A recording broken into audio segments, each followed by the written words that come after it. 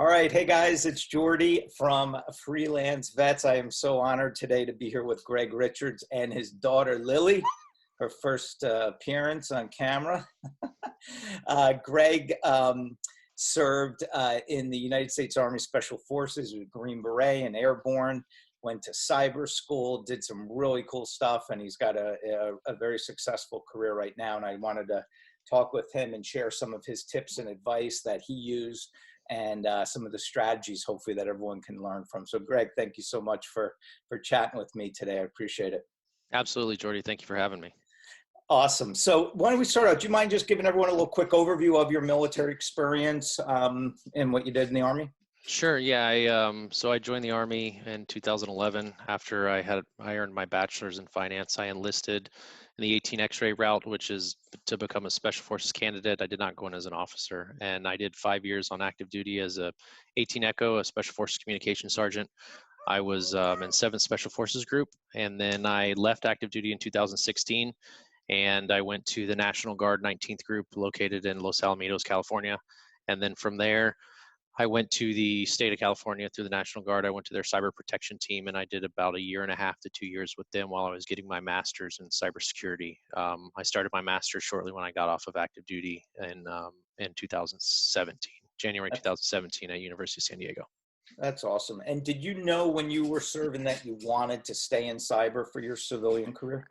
No, I was weighing my options when I got out, and I was looking to go for an MBA, traditional route, having a bachelor's in finance. And so I started to look at the market and see what the demand needed. And I just found out that a lot of MBAs, there were too many of them, and there were a dime a dozen. Unless you were really going to one of those top 10 schools to get your MBA and get in that network, you weren't really gonna have the biggest benefit. So I ended up looking through this Master's of Cybersecurity and Operations, University of San Diego, and I identified that based on the career path I wanted to go to, which was defense contracting. And so I ended up mapping out a route that built on my time in the U.S. Army, being a Green Beret as a communications sergeant, and then working my way into the cyber protection team and building on some sort of foundational knowledge that I created. So I ended up branding myself in the IT department. That's great. When you were in and you knew you wanted to get out and transition, did you have mentors helping you? Like, how did you know how to present yourself, what to do? Do I get a LinkedIn account? Who do I talk to? To walk us through some of the things that were going through your head and some of the action steps you took that other guys can learn from. So I was about a year earlier than what's out there right now. LinkedIn is being highly leveraged. There was an introductory course to teach guys how to build a LinkedIn account when I got out. Fortunately, my civilian career as an investment banker prior to my military service, I already had a LinkedIn account. I already kind of knew how to navigate the civilian domain. But when I was getting out, I got turned down by Booz Allen Hamilton, by SAIC, all sorts of different firms that I was trying to apply for jobs. Some were within cybersecurity, some weren't. And I really didn't have a clear roadmap because I didn't know what skills I had that were transferable to the civilian environment.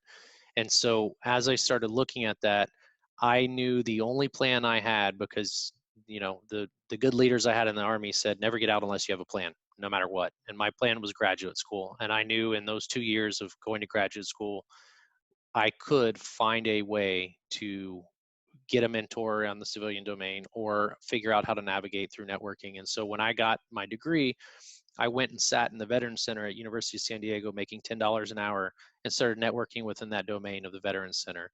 And through that Veterans Center, I applied for internships. I talked to professors, and it was actually through my wife. My wife works for the Department of Justice. She linked me up with a friend of hers here who put me in contact with a guy who sent me to some networking events here in San Diego, specifically NDIA, which is the National Defense Industrial. Can't remember what the A stands for, but it was an event that cost $20. I spent $20. I got 2 free movie tickets. I got 2 beers, and I got a job. That's pretty good. I like that. But you talk about like how you have to put yourself out there. You can't be shy. You got to let people know you're looking for help. You're looking for guidance. Absolutely. What comes from that? That's very true, because if you sit there as a fly on the wall, you're just going to absorb information. But you got to reach out there, kind of like you did with me, and how I did prior to get my job. You put yourself in an environment that may be uncomfortable for you if you're an introvert, but it's always uncomfortable for people to try and do things and interact with people they don't know. You don't know what to say, you don't know what to do, but ultimately you have to force yourself to do that. Just the same way, you go on deployment, or you get up in the morning, you brush your teeth. You need to make sure that you put yourself out there, you talk to everyone, and you see what's going on, because you never know that conversation, like for me, I went to a networking event and I got all those deals in a job just by talking to one lady who thought my background was appealing. So you never really know who's going to find you appealing unless you put yourself out there. Yeah, that's so true. Talk about some of the things that guys could do, men and women could do to network, to go find that mentor. You mentioned you still have a mentor today. You already have your job, but you have somebody who's helping you with your career, and how important that is and vital to get that support system around you. Yeah, I think finding a good mentor really starts with you being able to understand the environment you're in, kind of what you want to do, and ask the right questions. Because wanting to learn, build, and grow are kind of the defining pillars of finding a mentor. And so, in order for somebody to want to take you under your wing, you need to show them that you want to learn, you want to build, and you want to grow.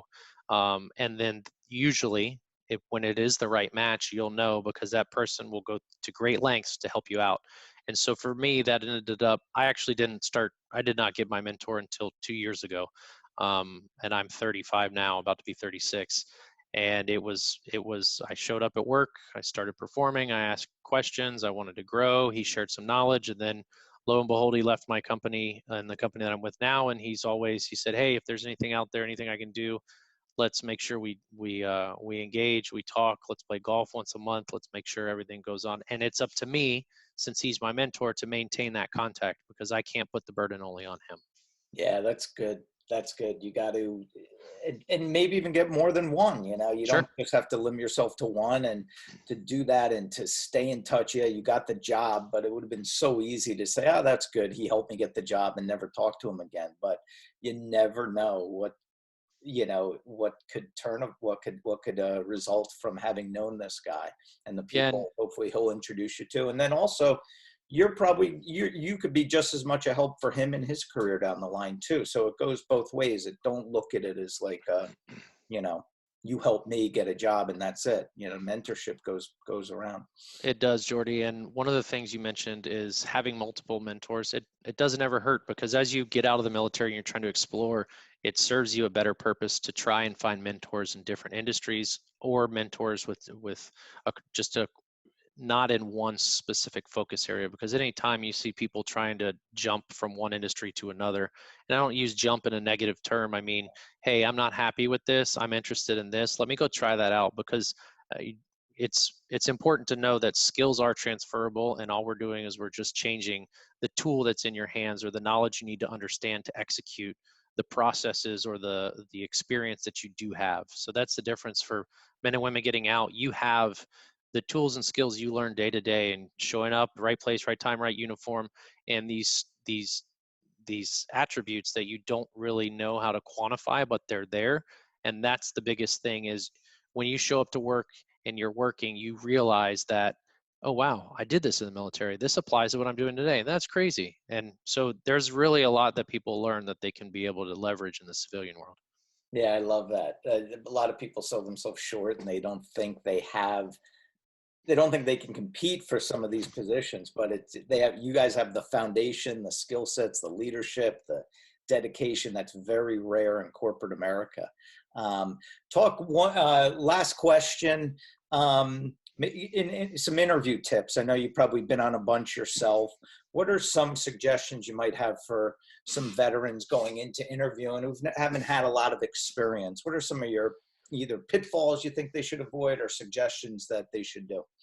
So one of the things that I like to do when I am put into an interview, and granted, generally speaking, this is coming from the standpoint of the coordinator for the interview has given you a list of individuals that are going to be on the board.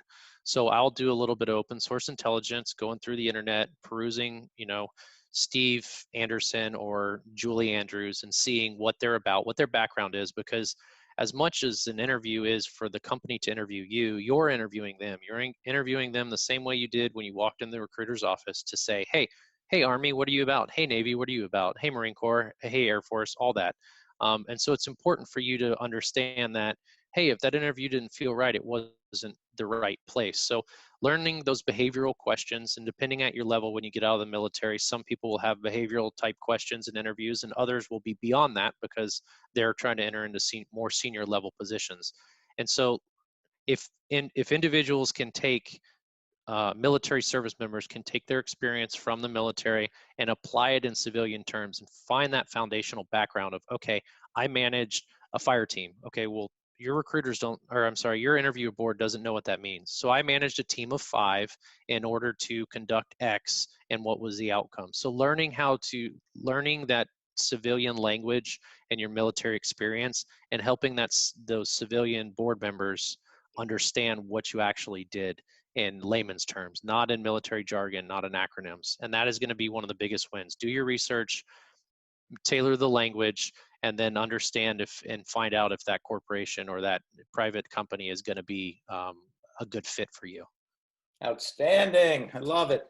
Greg, thank you so much, man. This was incredible. I really appreciate you sharing your knowledge, your experience, your story. I really think people will benefit from hearing this. And congrats to you and your career. Your daughter, Lily, she's beautiful. Thank And you. we appreciate it again. Yeah, absolutely. Happy to help. Thank you very much for setting this up. And I'm, anytime, any place, I'm always happy to provide some guidance to anything out there. So thanks, Jordy. Thank you.